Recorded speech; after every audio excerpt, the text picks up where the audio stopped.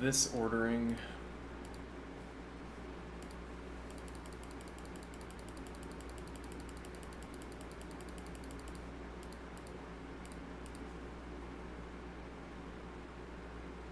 No, actually, same idea. If you play the f6, f3 rather advance.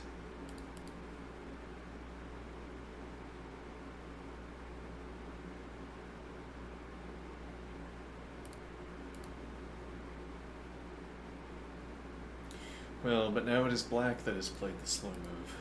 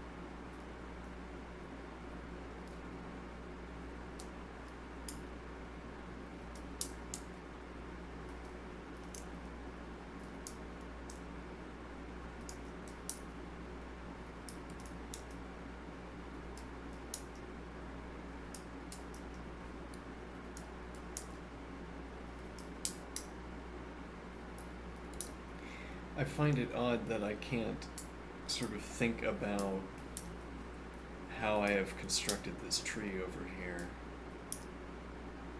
But I shouldn't find it odd because I haven't practiced the activity of writing and reading these kinds of trees.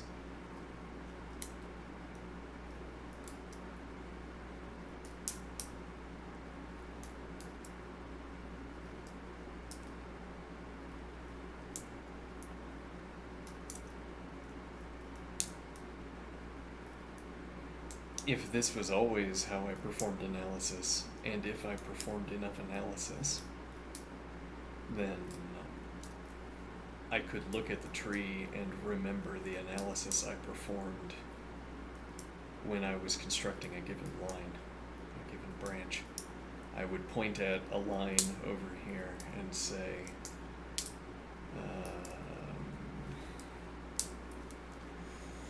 I would point at a line over here and say, when I wrote this line, I was talking about such and so.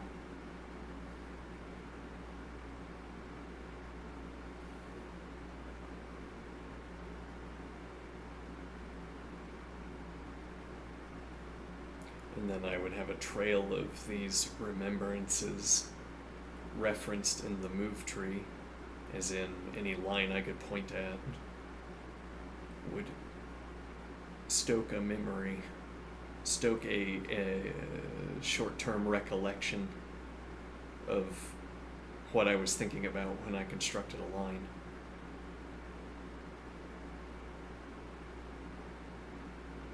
But, well, so I mean, I think the tendency is to think that is something like being on point. Like, if I'm having a good day and doing well, then I would be able to understand what the tree is telling me, or I'd be able to look at the move tree and remember. So I say my memory is not performing so well, and that's why I'm finding it so difficult to associate activity on the board with sidelines.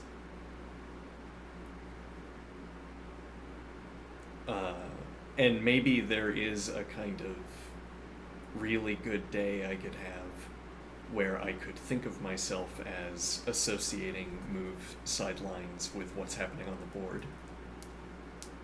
But I don't have a systematic practice, so even if I felt like I was associating sidelines with what's on the board, I would not be doing so according to an established syntax, which is practically to say that I wouldn't be able to arrive later and recollect my construction of those lines.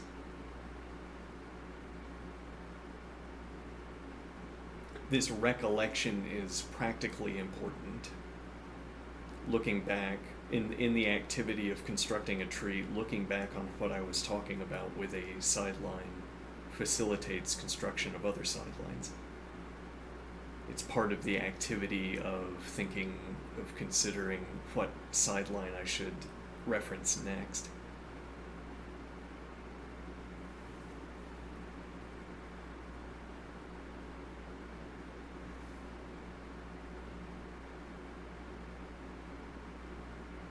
So I say it feels like I'm associating the move tree with what's on the board. It feels like each sideline I'm selecting is significant. Each sideline I am selecting feels significant. I get to the end of a sideline and I say, yes, I think that sideline effectively makes a point in shorthand. If one side ignores the relevant point, then it will go this way, and if the other side doesn't ignore the relevant point, then it will go this other way.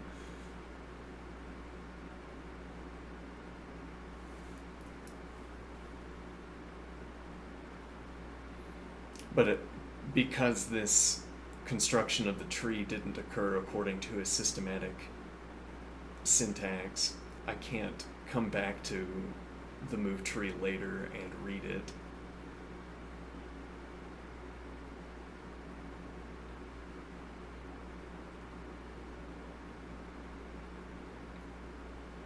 And I'm asserting that that is in part because reading a tree involves recollecting, and I am not practiced in recollecting. If I were, it's like I have a script in my head, a framework script in my head for what analysis is like, and then I fill it in with details by looking at the screen.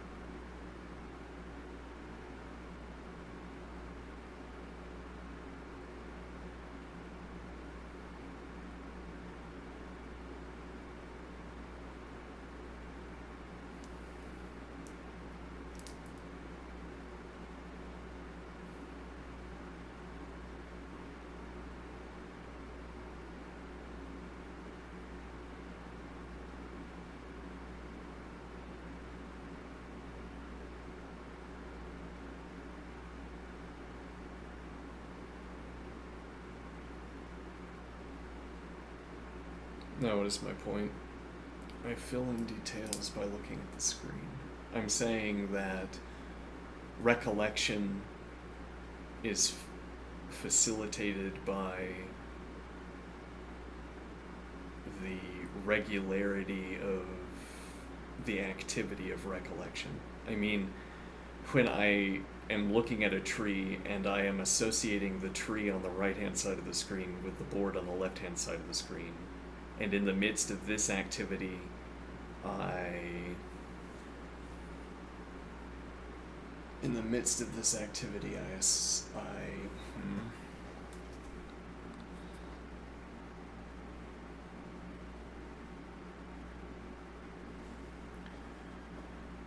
saying we have a sideline. Okay. If I were practiced in this activity, there would be a regular event that we would call or type as a recollection. I recall the point I was making with a sideline, and what point I recall what point I was making with the sideline. And then when I have a pile of points, I look at them in turn. And practically what that means is that I scan the move tree, looking at sidelines, recalling the points. When I have my points, I examine them. And then I say, oh, I know what to say next. It strikes me what to say next.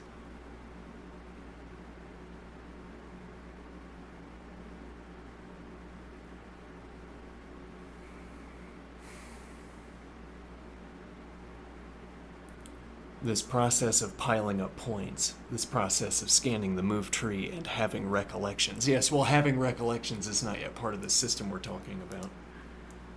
The system we're talking about is compiling sidelines, accumulating points, and then evaluating their qualities so as to inform the next discussion point, next discussion topic.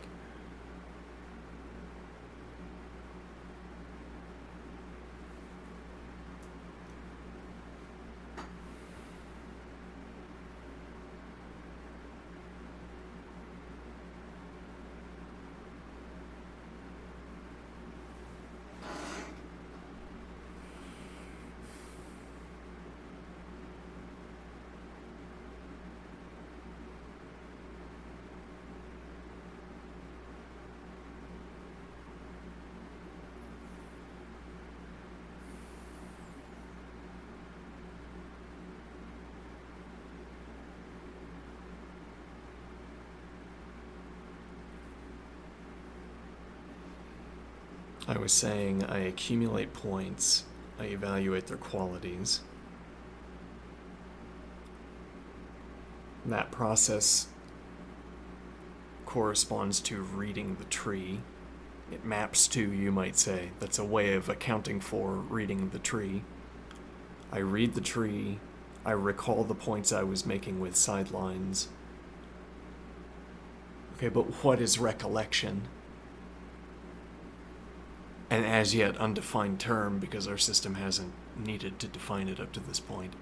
What is recollection? It's like now we need to solder on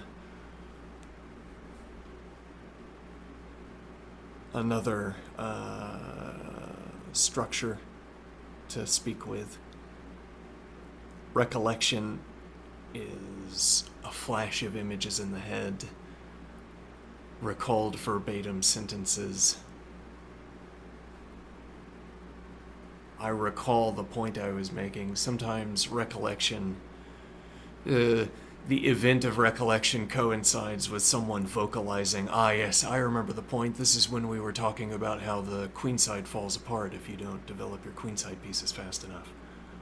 And this is an illustration of that point because it shows the queenside collapsing when white dutifully chooses not to develop the queenside fast enough.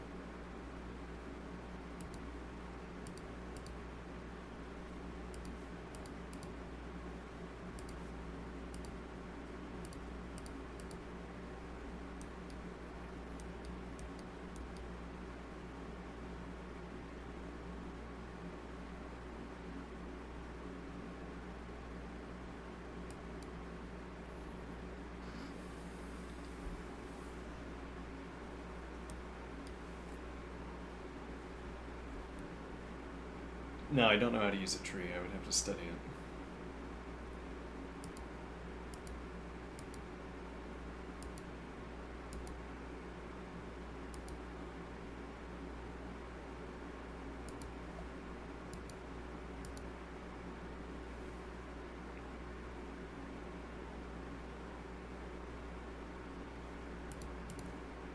Doesn't work. Well, I mean, you could make a claim that this was somehow fast, tricking black into sending the knight on this wayward journey.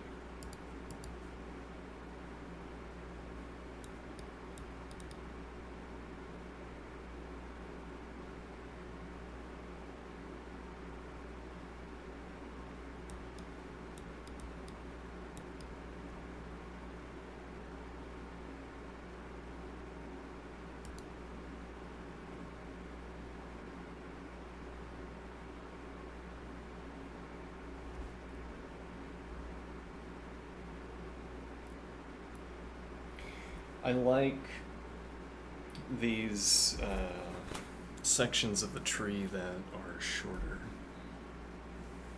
They make me think.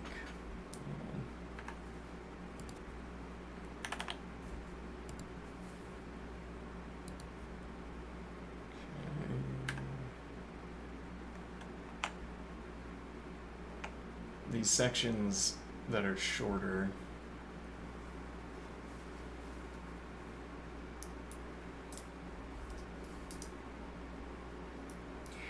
Yeah, well, the mode of speech we were adopting was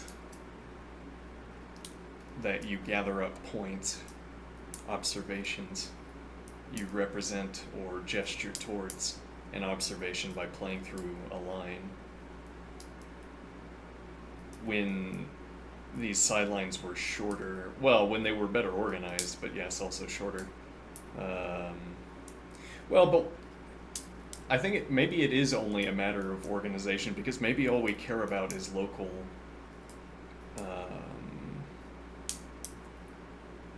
local regularity of entry length.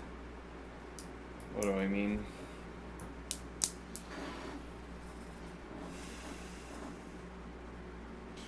Like this, all up to here, 93 with plus, represents one line that terminates at knight d3 plus, which is set alongside several other lines.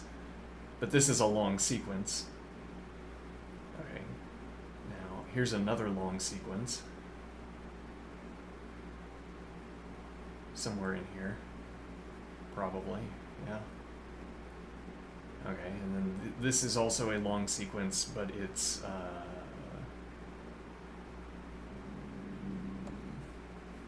well, if we thought it was, as it were, an essential characteristic of long sidelines that they cross lines of text, that they fell beneath a given length, left-right length.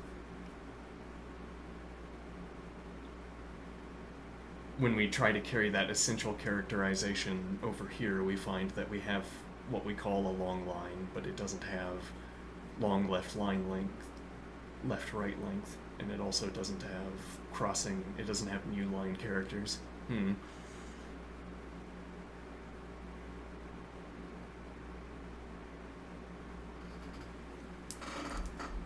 Now, was the original admiration for short lines, or was the original admiration for locally violating this long line characteristic? I mean, this non-essential long line characteristic that long lines can have, these long lines don't have that characteristic. Okay, now the point would be, I could, if I extended one of these lines like this for another 50 moves, then at the end I would say I have a super line. Whereas if I zoom in far enough on an organized line and you strip out the position numbers, all I have is either adherence to this shorthand or not. Practically what that corresponds to, it's like saying you could pick up a game and look at any sideline and just, that could be your analysis. I mean, you could find amusement by choosing any sideline, picking up at any depth, and playing through. The point would be the lines keep extending forward. Okay, so I mean, whenever a sideline is introduced, a point is being made, but then those sidelines keep increasing in length, though increasing in length once again in this way, not in this way.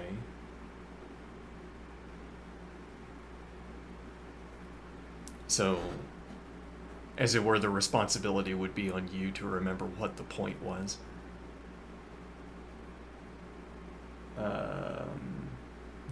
To bother remembering what the point was.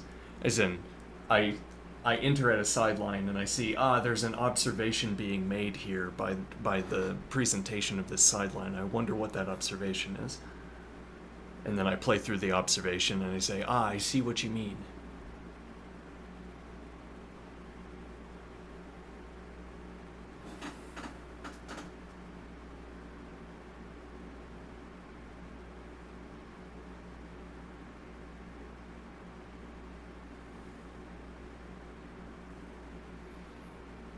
But if the lines keep extending forward, where's the termination point? I mean, when do you say, I see what you mean? When do you stop to say that?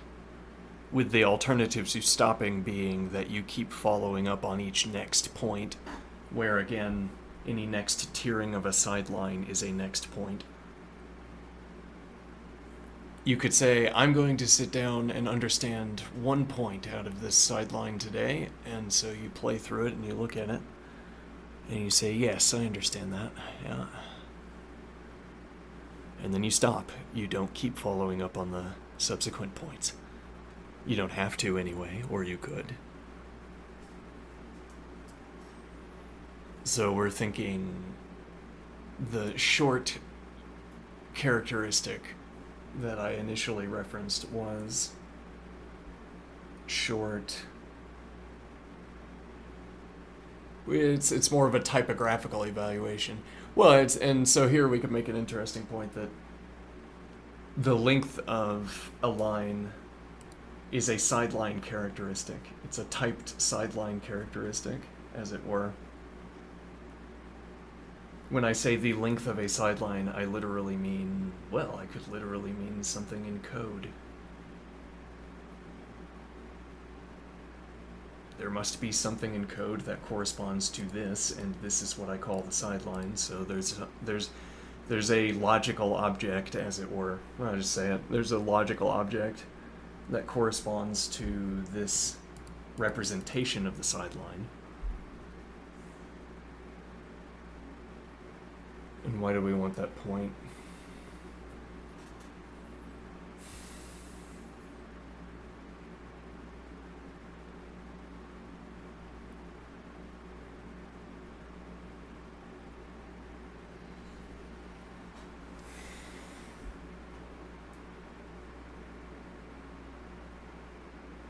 I'm trying to ground my observation, establish that there is some object that corresponds to what I'm talking about. The sideline. It is a logical object embedded into code. We could dig it out if we wanted to.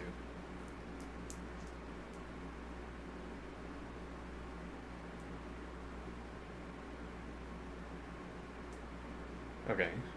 And what's the point there? Well, but also the length of a line is a characteristic of that logical object. Perhaps. And what does that mean? It means that when I want to talk about the length of a line on the screen, there's a corresponding entry or something in the logical object that contains that number. So in this case, there's some place where there's a counter that increases, say, that keeps track of the number for a given line. Okay, that holds 8 here, 7 here, etc. And we're only talking about the move number positions.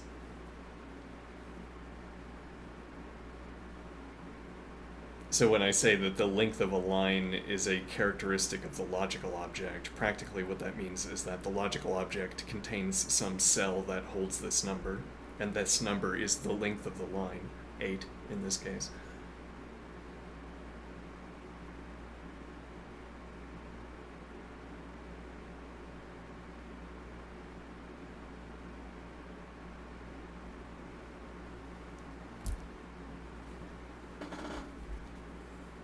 Okay, but the length of the line before was not a characteristic of a logical object embedded into code. Before, the length of a line was that which elicited a sense of disgust, as it were. Oh, this ill-pruned tree growing poorly.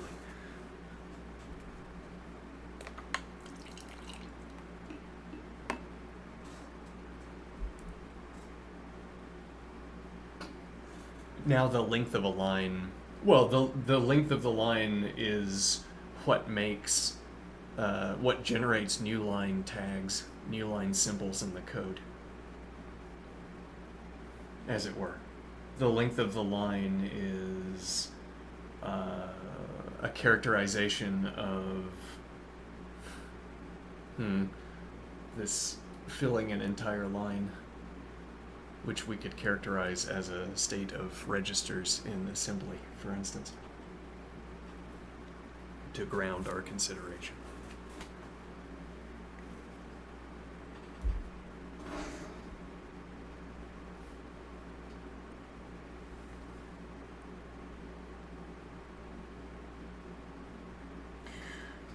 It seems like we're using the phrase long line to mean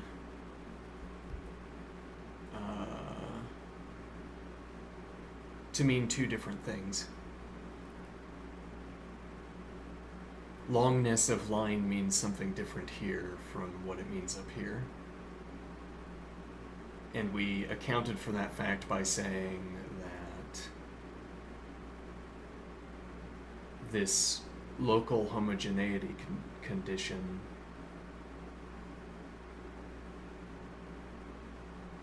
and this is a long line here because, it obtains the characteristic of having there's a new line generated somewhere around here. Okay, and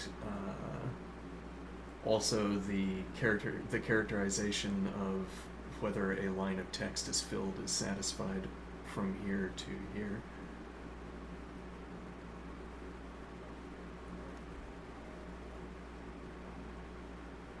So this is a long line by this standard down here.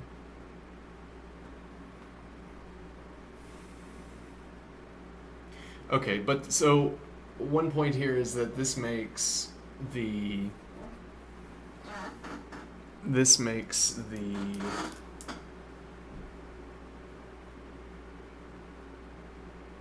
construction of these trees a matter of practice as opposed, what am I trying to say?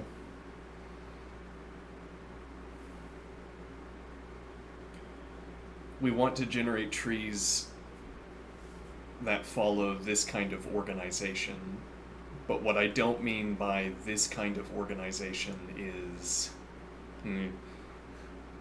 I don't mean that we should cut lines short to stay close to the core, I don't know, stem, whatever. So one idea when we say short lines, we might think we should stay close to the main line. And now the alternative idea here is that there is no meaningful main line. There's no useful talking about what the main line is. I mean, that would never be the case if we were presenting an actual game. If we were organizing a session of analysis, though, okay, E3 is main line. There will end up being, at the base of a tree, a main line. That is a sort of necessary characteristic of a well-constructed tree. There will be a main line. There will be moves in the positions. Rather, there'll be let me think here. Yeah, well, it's like saying there's some move on the board and it corresponds to the first position on the line, or it corresponds to however we characterize mainline positions, mainline text, mainline positions within a tree. However we characterize that, there is some move on the board that corresponds to that. So I'm saying that's the only sense in which there's a main line. There could have been another sense in which there's a main line if it was an actual game, and then the move would be a main line because because what main line practically means is the move was made. I mean, if in typical discussion of chess games, if you refer to the main line, it's understood that you're talking about the move that was actually made as opposed to some sideline. Whereas in this context, if you said the main line, I would say, what do you mean by the main line? I don't recall what the main line is, and I don't care to go back to it at the moment. Because the main line has no special priority.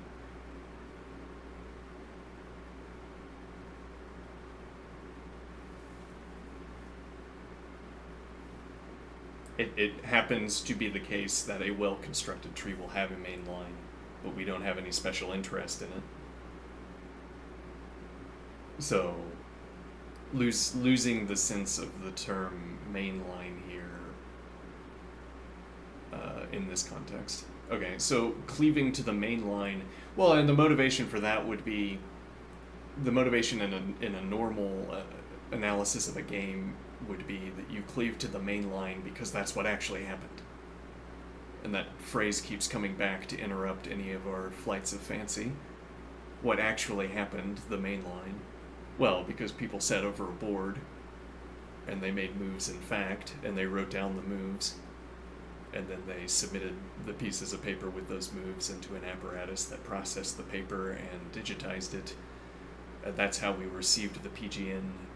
And, well, and so, I mean, practically the reason you care about, the reason we have the word mainline, as it were, the reason people care about this, the reason mainline means what it does is that people go to websites to ask, or they go to some source of information to ask, okay, who won this game and how did it go? People get excited about individual games, of seeing what two players make to play against each other. Okay, so those lines, as opposed to any of these other sidelines. Well, there is another characteristic of the main line, which is that it will contain every move in the game. We could make sidelines that are longer than the main line. It's not mechanically impossible, though it might only result in a case of bad tree management that the longest line would not be the main line.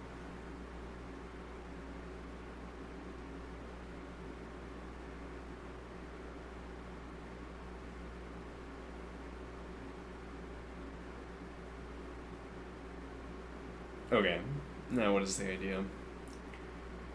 So we're saying the main line has the rhetorical benefit that if I say I'd rather look at the sideline, the newspaper editor would say, no, the readers of the chess column are not more interested in your sideline than they are in the main line of the game that you're reporting on, as it were.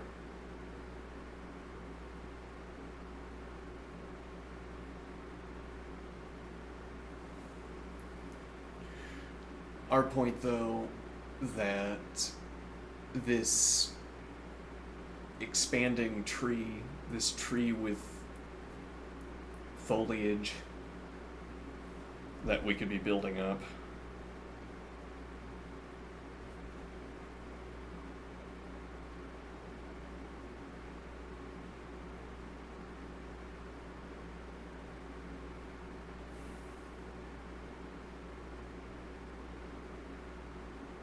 the idea that with proper organization we could, well, yeah, so there's an accusation that I agree with sometimes that we spend too much time in a point. Well, but let me think here.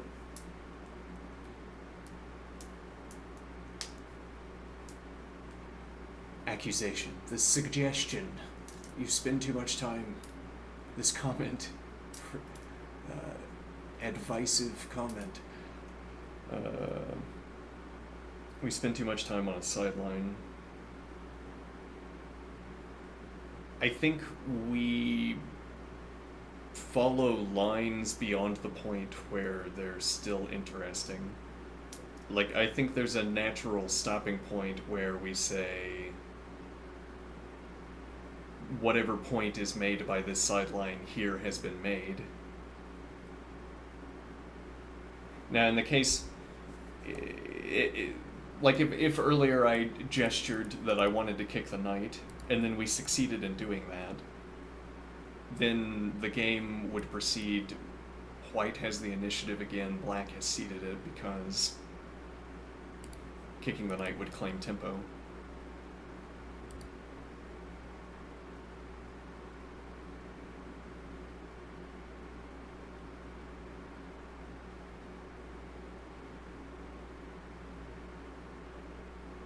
And then we would exit out of a branch in the tree, take a step back out of the branch in the tree. Because the point of this is to show that the knight can't go here, for instance.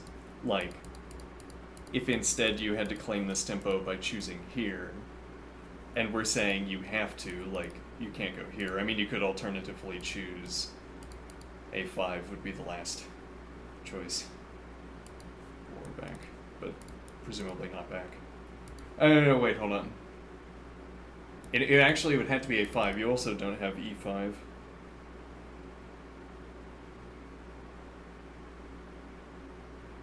Alright, so we've just hit a critical juncture in tree construction, which is that knight b4 is one of the few moves that... Oh, yes, okay, knight b4 is not playable because that immediately hangs the bishop with... no, hold on. Yeah, because now here, knight takes.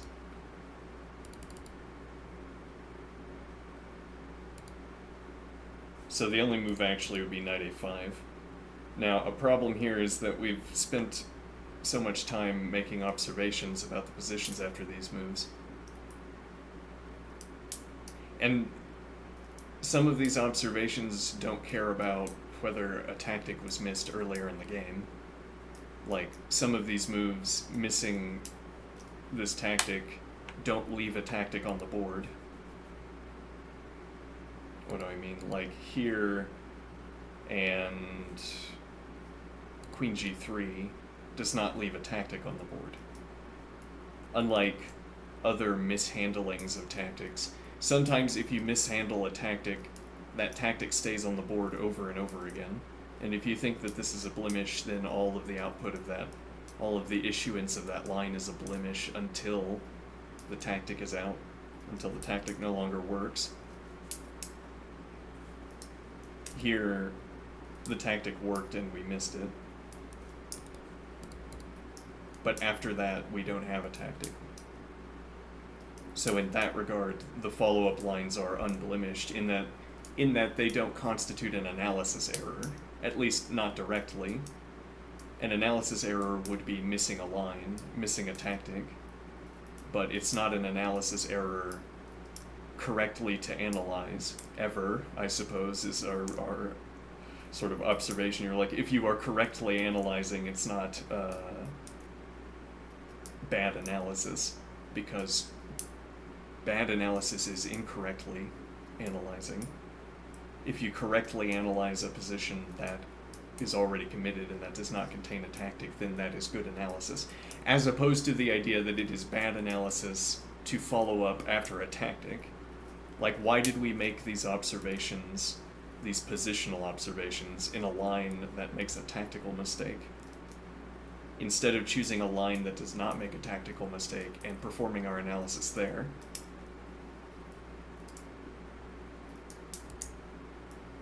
So, we could have done all of this with a knight on a5, though the position would have turned out differently.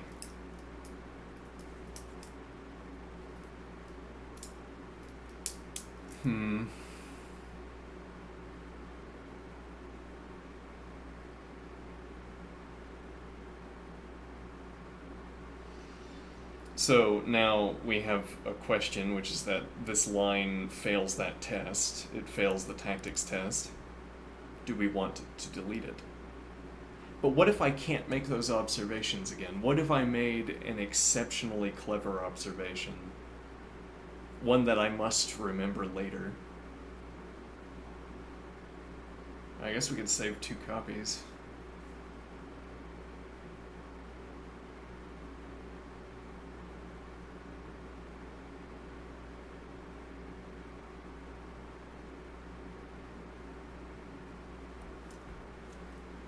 Error prone.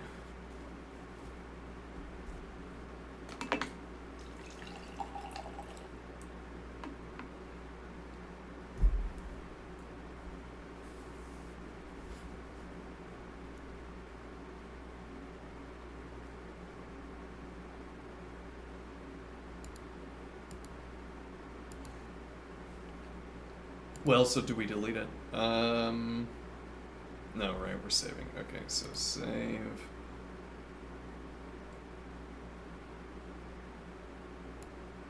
Okay, so I think here.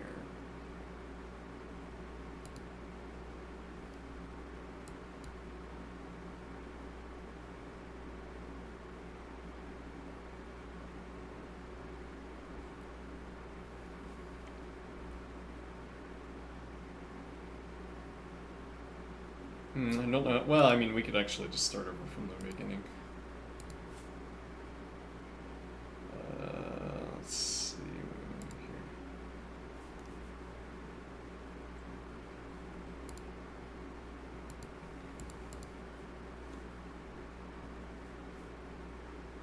So this is what we were supposed to do, edit the game details. It didn't occur to me. Alright, let's see.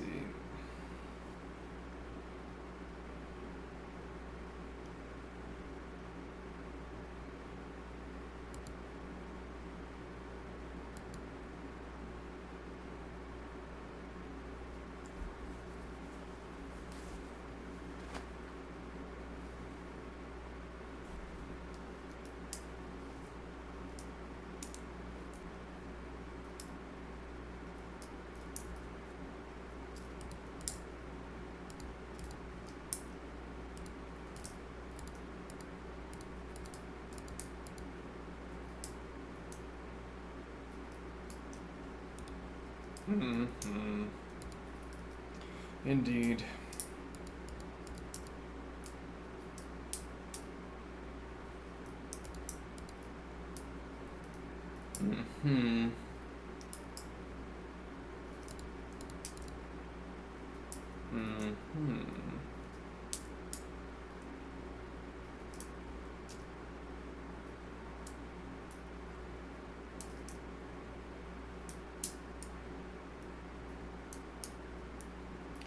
The idea is that we're angling for queen g4 to h3.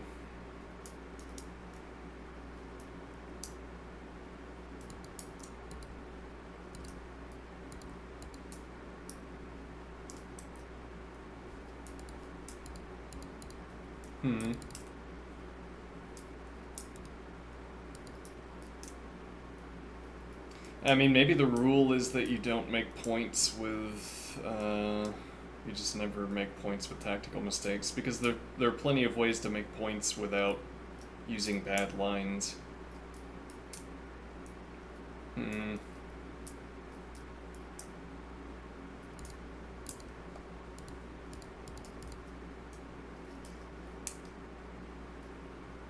But this would be an observation, by which I mean this being the sideline instead of the main line. Well, I say main line. This being the twig line instead of the branch line. This being the branch line instead of the tree line. I don't know, whatever phrasing we want to use. This being the branch line rather than the tree line, the trunk line. This being the branch line rather than the trunk line. That word has some convenient history in telecom. Trunk. Not fully convenient, I guess, because, well, anyway. This being a branch line instead of a trunk line. This being in the branch line position. So this could be main line, particularly if it actually happens. It can't be main line if white says this is bad. It can't be, rather, trunk line if white says this is bad, because white simply wouldn't have allowed this, or wouldn't have played this move, with this being on the table. Okay. So when you are reading through the tree and you see that this is the sideline, the branch line instead of the trunk line, that is my implicit evaluation that this is bad. It doesn't have to be an implicit evaluation, though. I could use a symbol.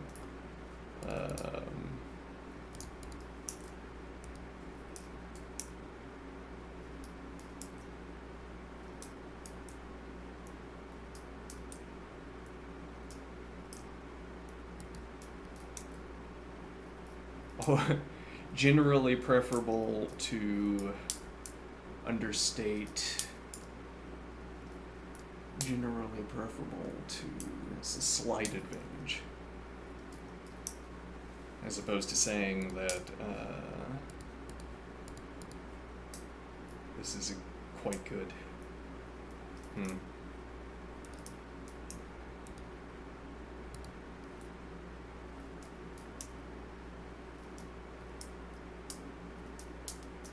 Though that's to avoid embarrassment as a commentator. Whereas if I were a coach and I thought that this was quite good, or if the engine analysis particularly said it's quite good, say, just for ease, I wouldn't sort of hedge my prediction, hedge my evaluation. I mean, the risk is that I say something is quite good and I reveal my sort of bias that I like structures like this, or I choose my commentary purely on my preference. I mean, maybe that's what I should do. I say, this isn't a slight advantage, this is a moderate advantage. I think this structure is quite good. And then this becomes not an attempt to state the truth, where we could identify the truth with the engine lines. Instead, it's this is why you read my column, because I reach positions like this and I say, yep, this is good. Yeah, I would totally play this position. And you say, oh, you'd play that position, would you? And I say, yeah, I really would. Yeah, I would. I think it'd be fun and interesting and good. And you say, okay, let's go to the board and do it. And hey, you could, yeah, let's go. Yeah, sure. Let's play through. Okay, and then what is my point?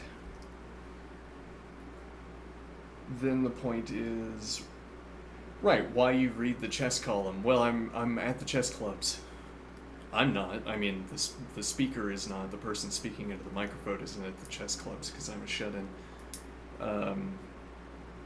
But the character we're talking about, yeah, is at the chess clubs. If you've read the column and you disagree with a line, you can play it out against the person who suggested it. It's like a live service. It's like so you read the column because it makes going to chess club more interesting. It's already interesting to do, and you can make it even more interesting to do. Okay, so.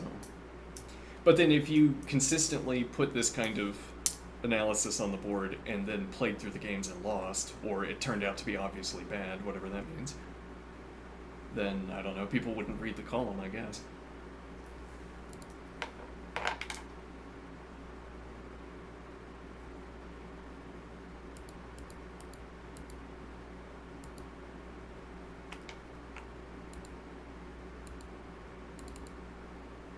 However, this is a tactical mistake. Yes, though, interestingly, it's remediable.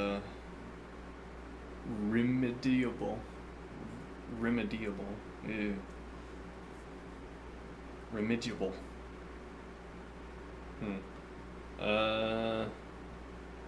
What do I mean? Oh, well, we could develop the knight. Interesting, and the point is that after knight development, now when we play queen f3... now when we play this move... we haven't had time to play king d1.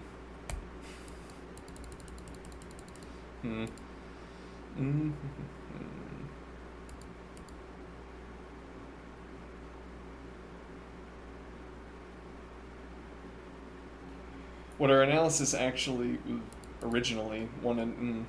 well, okay, yeah, sure. Originally wanted to go for was this.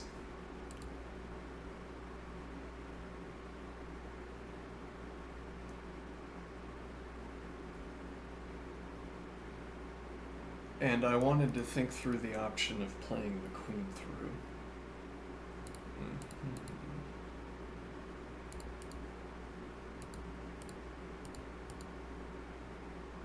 It's quite committal for the king. Well, it's, yeah, okay, committal. I don't know how technical of a term we want to use there, or how technical we want to make that term. Does it literally mean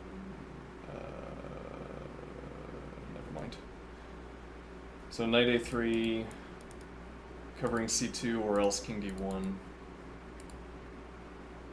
And well, I mean, the alternative is that we play, or by some other means. Well, yeah, so... Oh, yeah, actually, we do have the means to do this. No, we don't, because we don't control. Interesting. But actually, after we've made the pawn advance, we don't need to make the king move, because we don't have to cover g2. But we don't have time to play... Well, yeah, we can play knight out. And now... Knight out... let me think, what was my point? Right.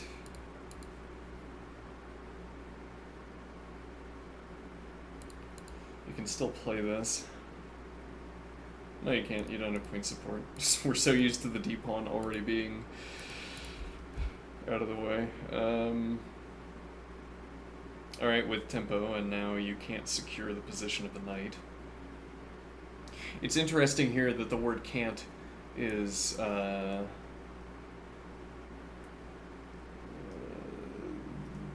literal in this case. There's no... Well, I mean, what does literal mean in this context? But every move you choose that tries to... Well, okay, so this doesn't supply the support to the knight. This supplies the support to the knight, but is unacceptable for other reasons. And then there are no other moves to consider. But if you did follow through considering all of the other moves, you'd find that they did not defend the knight.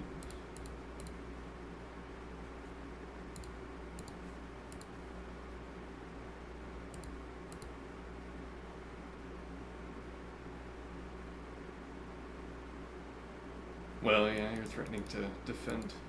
Interesting. Maybe I'm wrong.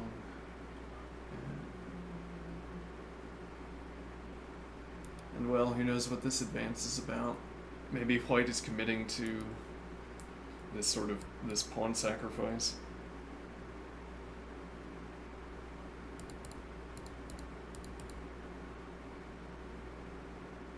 I mean, I don't like it, but king f2, my king is not at all unsafe.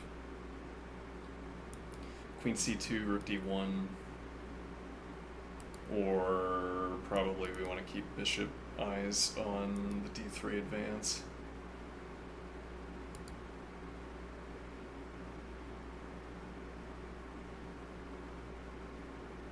Some fanciful world where I play king e2 to support d3.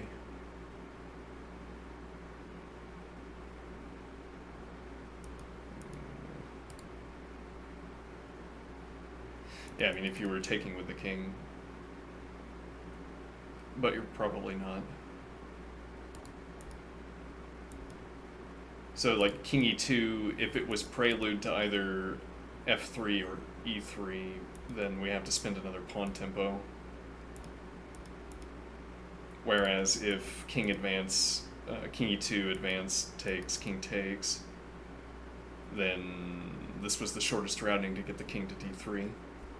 Gets out of the way of the knight, etc.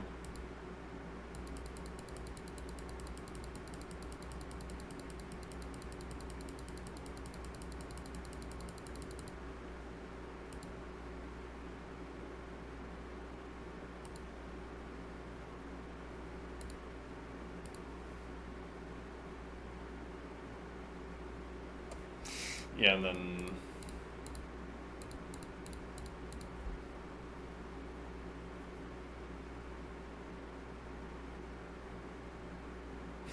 I include it for the art.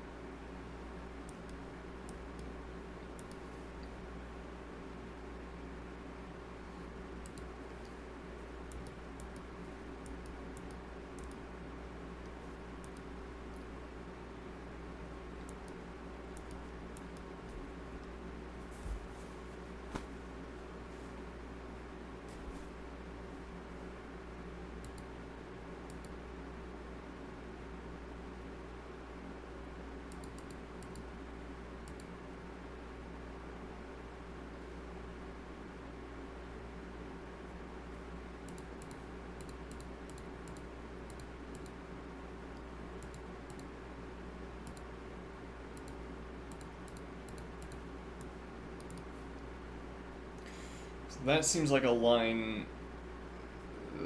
Seems like a line we can prune. What are the conditions for pruning a line? I think the idea is that play with a general curiosity. All right, like we could delete this, and I say A3. This. Well, I mean, so if you say okay, then I have to go back, so it's bad, then that's fine. That's good enough. And then alternatively, if you say knight A6 is what the commentator would want me to think about because it's either it's the shortest routing. You get to continue insisting that your knight is on the shortest routing. Though then you could have gone to A6 immediately. Yes, actually, that's a good point. Well, not without. Yes, okay, it's the shortest routing for the knight, and you're after inviting pawn advances, but that's getting more finicky. Yeah, you could have originally gone to A6.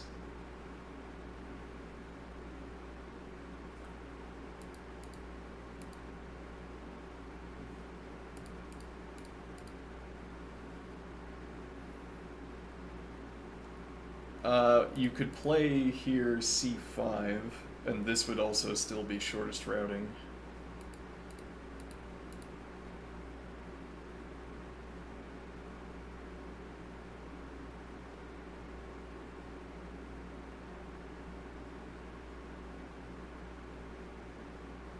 Uh-huh.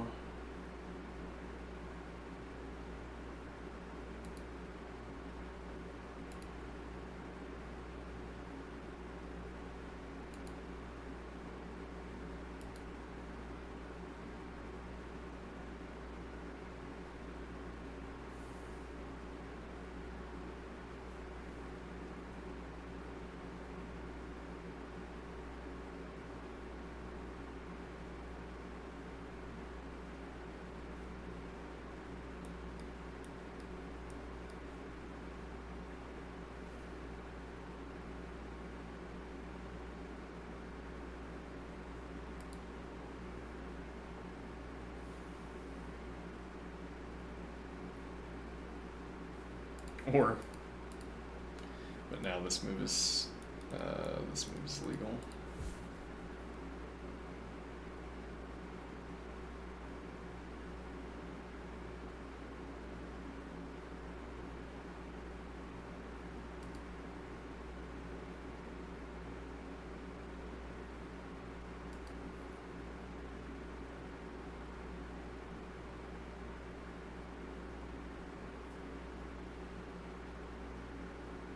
So this sideline, I am thinking, bishop d3 obviously doesn't work because knight e5 is a one-tempo operation that disqualifies this move, whatever all that verbiage means. But I know that this is not a good line. But the point of presenting the sideline is to say I would want to play this.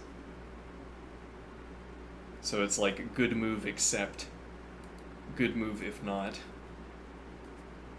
But if we preclude that case, if we never look at good moves if nots,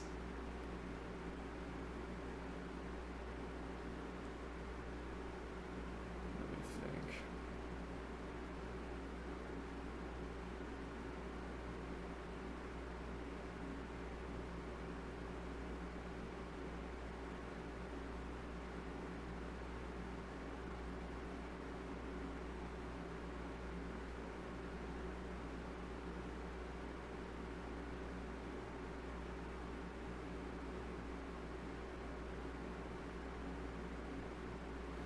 Well, then we never have to consider whether this is an exemplar of a sideline that's bad, but I wish I have a preference that I could play it, or the case where the sideline is good and represents a point.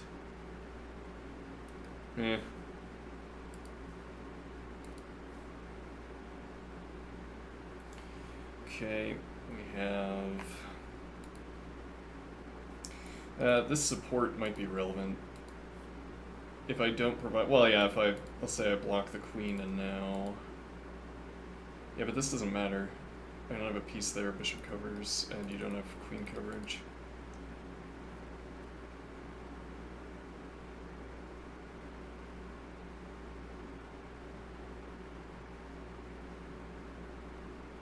Now, interestingly, we haven't moved the queen. I think this is a bad move by... So let's promote this.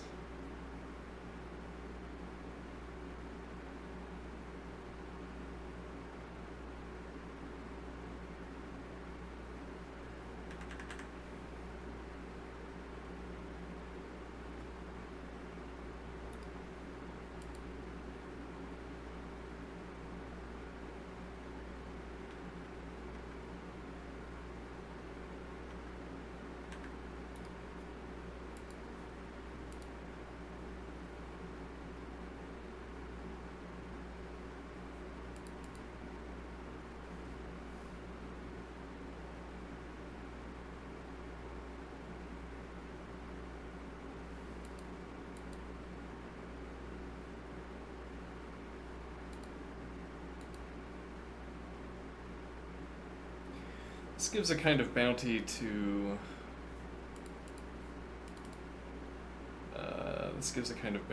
choosing this diagonal. I am thinking...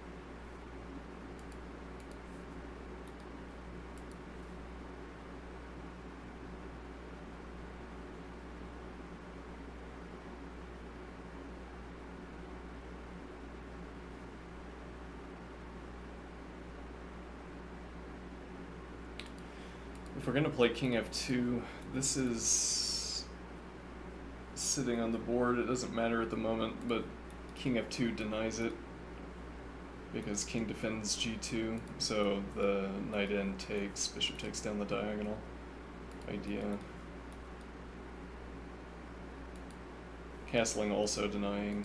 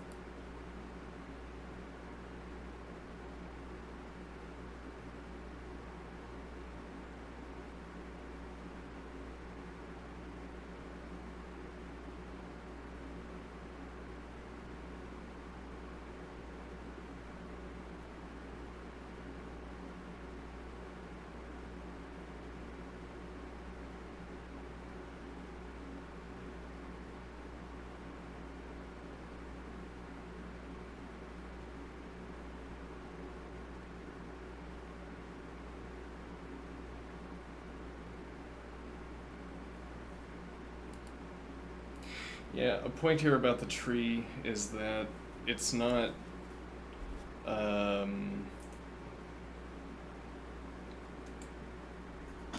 it's not as fun like when you set out to systematize an activity.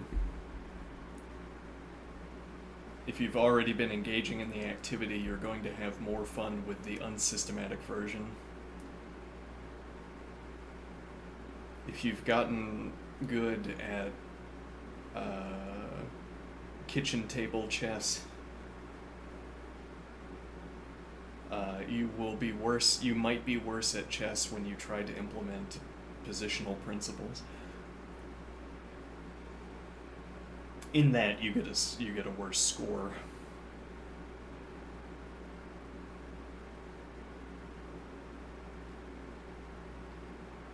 Okay, and why do I want that idea? Let me think here.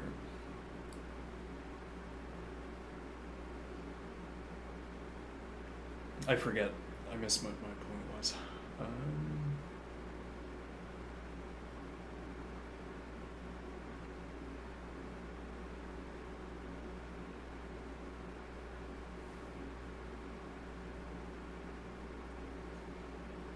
There's an observation here that there's no activity on the diagonal.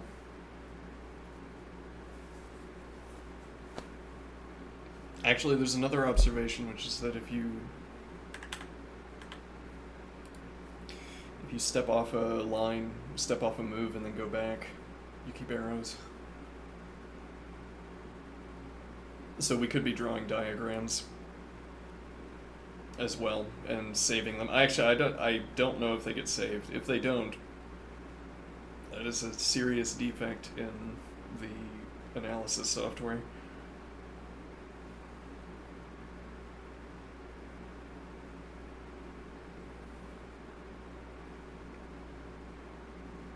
So there's no incursion here, which also means that would be more significant here, I'm thinking. So. Now rook d1 is available if we want to pursue this advance.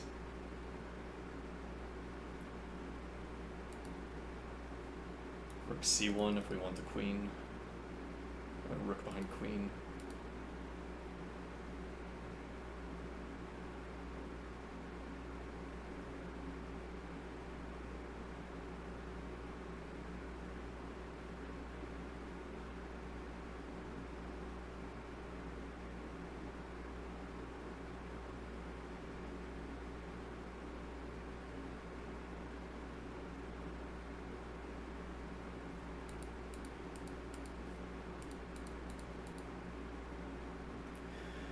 Another idea would be to become accustomed to reading our own handwriting, our own tree writing.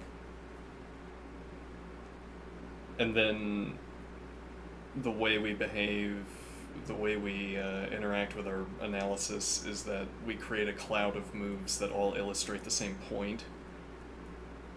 And then the point would be I could click through, see samples of positions, reach a conclusion about what characteristic they all share, and then then I would know what the point was. The point would have been conveyed.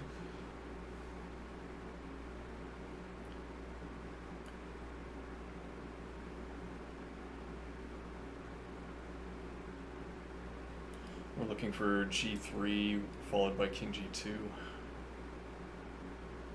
And then queen vacates d1 one way or the other, knight d1, knight f2.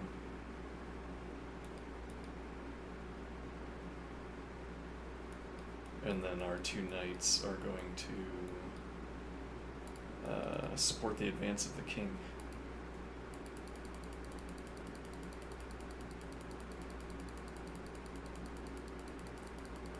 In the meantime, the knight, leaving this diagonal with the dark squared bishop, exposes both bishops to the king structure, black's king structure. g3, h4, bishop support, two knights. And if we get h4, we don't have to play g3 to play h4 either.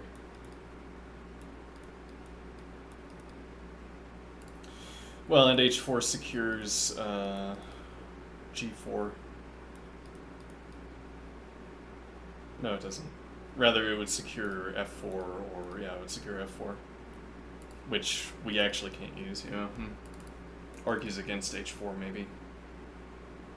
It doesn't give us access to f4. We would have to be playing through. Yeah, well, we would need I don't know, g5, which is farther down the road.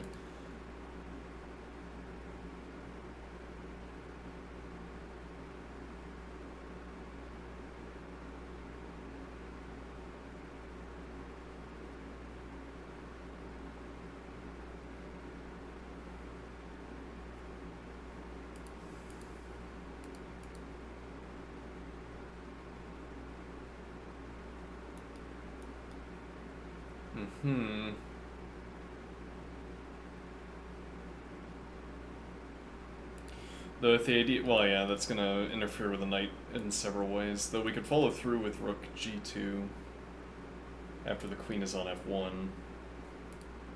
But okay, we can also have nothing valuable on the diagonal, or nothing at risk on the diagonal. Or rather this. Then you would need this diagonal instead.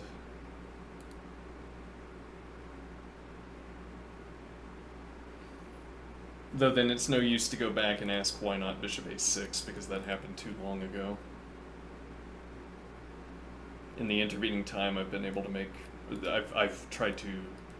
I guess I've tried to make this diagonal bad, or keep this diagonal bad.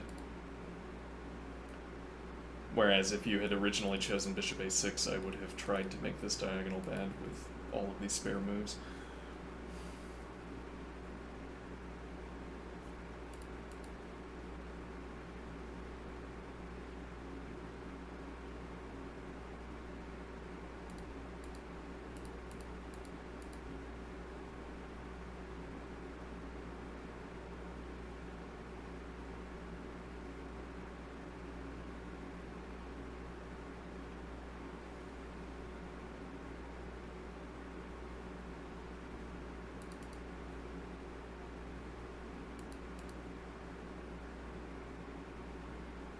Yeah, we haven't moved the queen yet. Oh no, I'm taking under duress.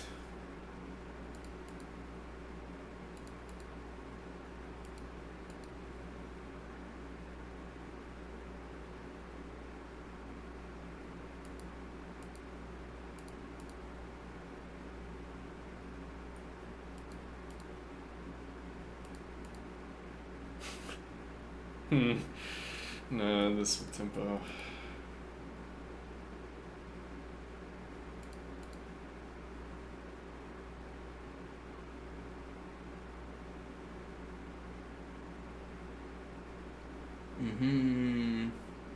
And we will win the pawn.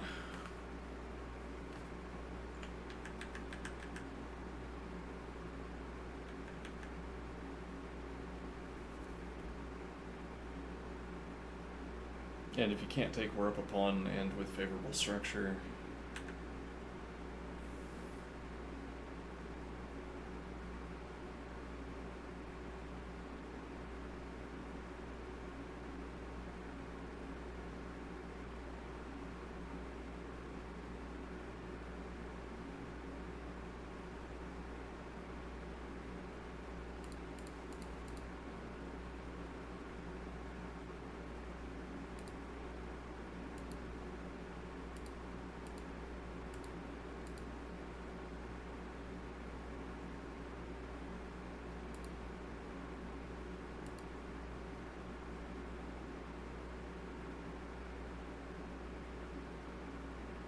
Wait, the knight's just on pre. That's bad.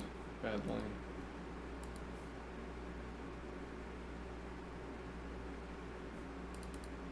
So for that matter, this doesn't threaten to play knight in. Well, yeah, it threatens this pawn, but now with bishop defense. Gets the bishop in front of queen as well. Oh, no, now this is open. Huh.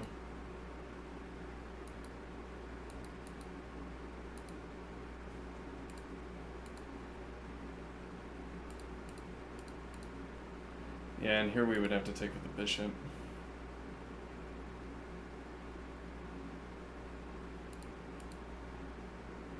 Yeah.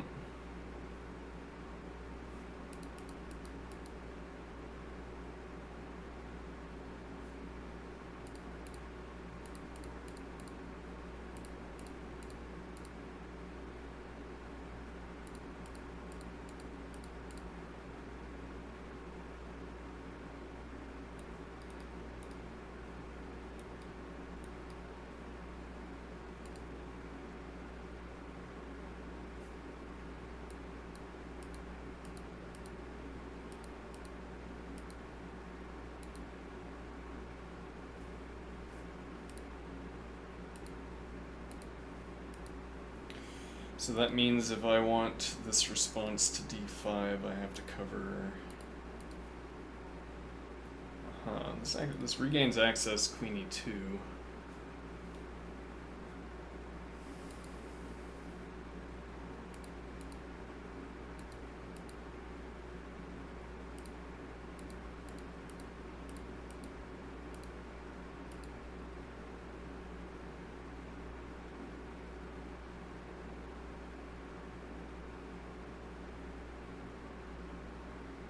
Then why was my bishop on b1? You'll recall that earlier in the game my bishop was chased to b1 by the knight. Harried step by step.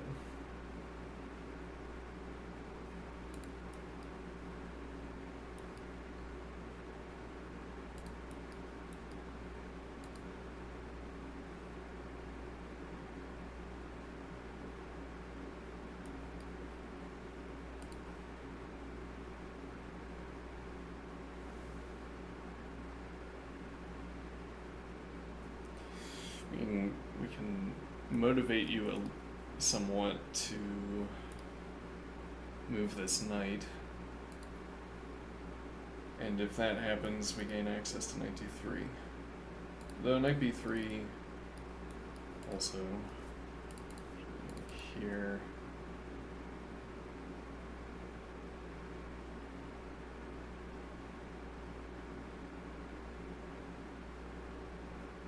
With knight d3.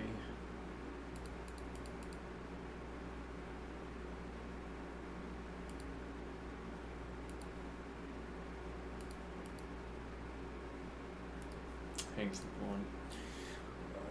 So it does.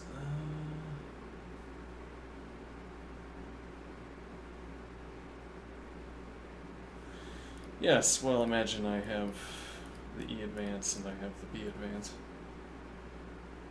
Which here is a little bit useful as an analysis tool. I mean, saying I have the E advance, well, because I can deliver a piece to this position that applies pressure to these two squares, and it's not the queen. Maybe I should try to think about knights in the same way.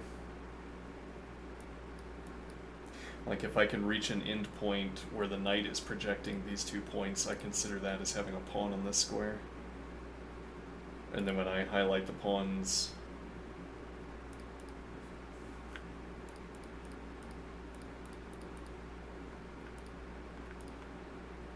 well, as it turns out, there is a pawn here, but the idea is that I would do that anyway because of the knight. Though in that case, the knight and the pawn are disconnected in terms of pressure that's being placed against them. Like, a pawn can apply counter pressure to a pawn or a bishop, but it doesn't apply counter pressure to the knight that is controlling that square. Or pressuring that square.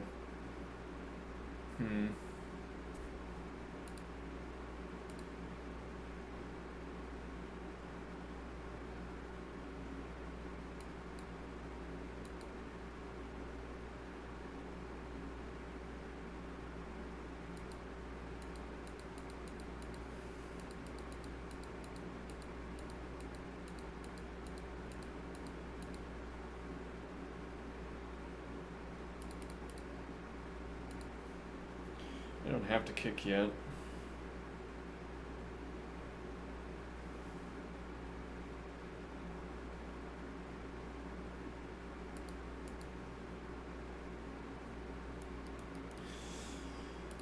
Yeah, though, a takeaway of these longer lines is to ask, is there something I wanted to do in one of these lines that I couldn't quite do because I hadn't paid a tempo yet? Like, if I get to the end of this line, I see it doesn't work, I can work my way back and find out if there is a move I could make in the original, or at the root. If there's a move I could make at the root that spins a tempo early.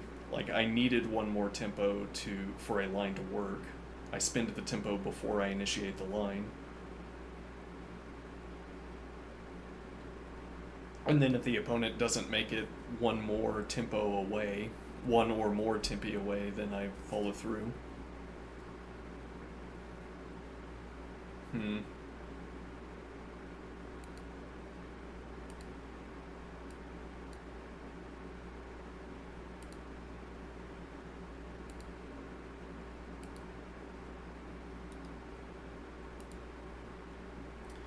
Yeah, the symbols would be useful, incorporating them actively.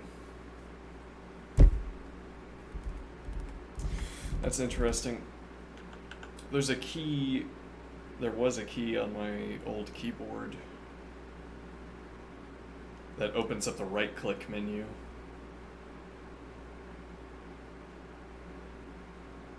And then after you've opened up the right-click menu, selecting one of these is a key sequence.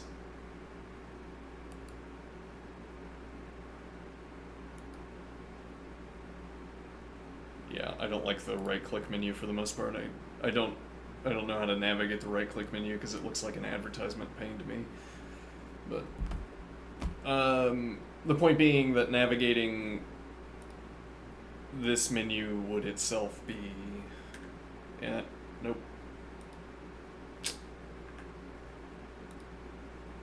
If so,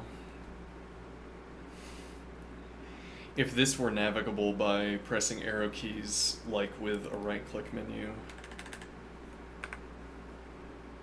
then we could encode macros, key macros for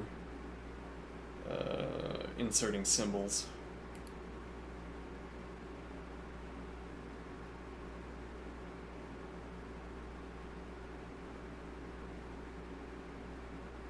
Interesting.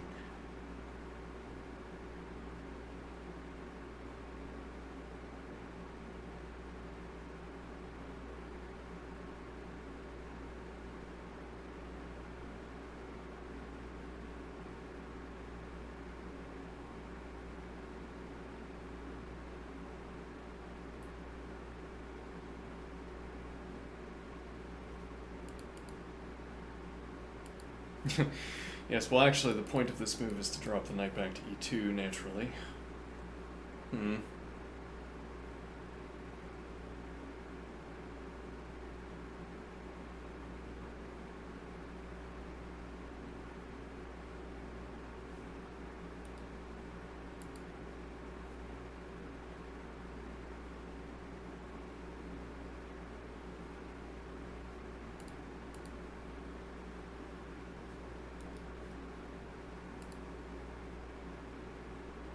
Hmm.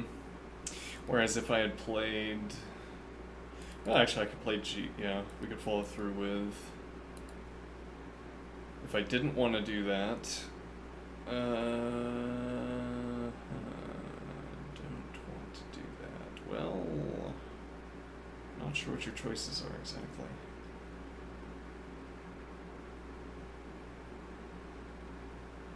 If you'd gone for g4, actually now if you play g3, rook f2 covering h2, and then you're threatening to play g4. Rook g2 would, yeah, like you're trying to play rook g2 to cover g3, but the problem with that is that at some point no piece is covering f3. King g2, knight back to g1 is available.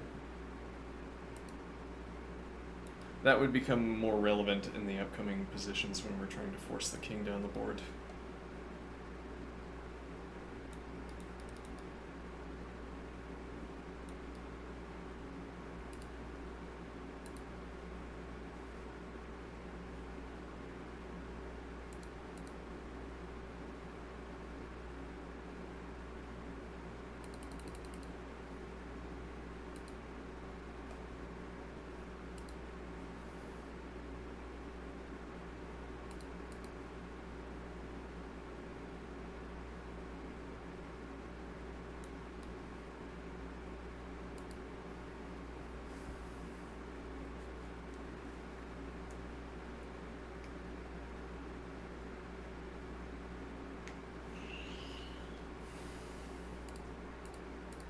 If it doesn't actually hang g3, whatever actually means.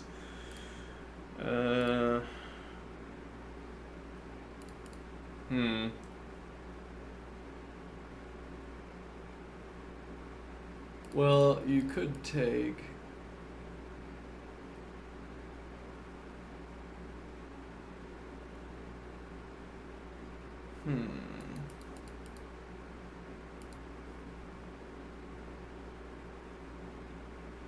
Whereas otherwise...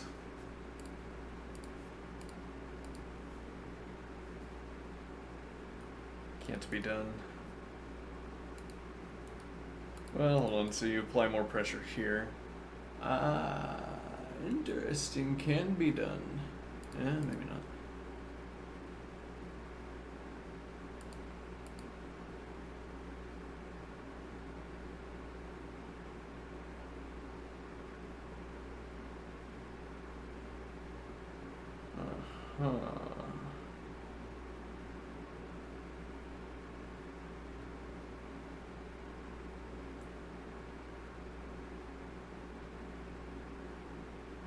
Yes, well, and we didn't secure these positions. Though, actually, we could advance here now with knight support unless you get the next kick. If you don't, yeah, so if you don't get the next kick, we have support for this advance. E4, and you don't have dark squared bishop pressure down the diagonal.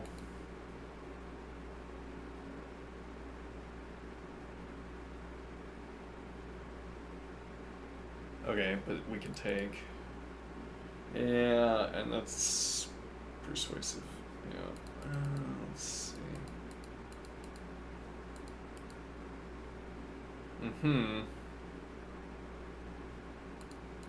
Nope, unavailable.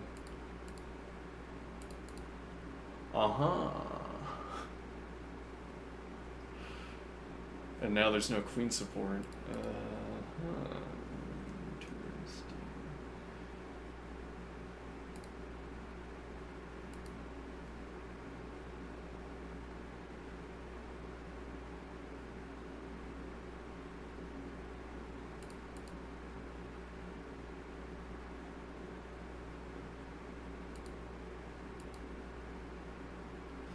We're trying to slow down any idea that gets this kind of activity. Well, trying to slow down central activity so that we can resolve this.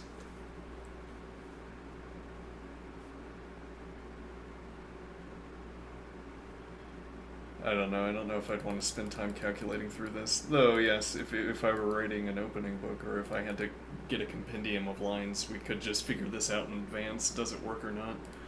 And I don't have to spend any time doing tactics, calculating tactics.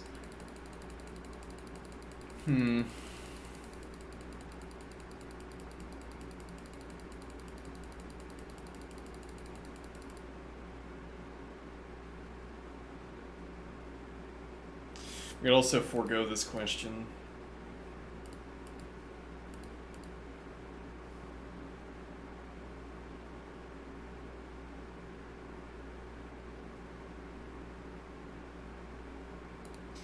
Yeah, I don't like that it gives black the option to strip my king.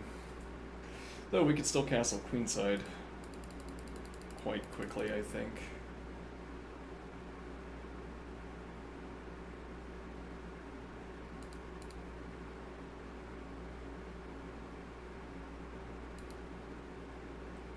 Yeah,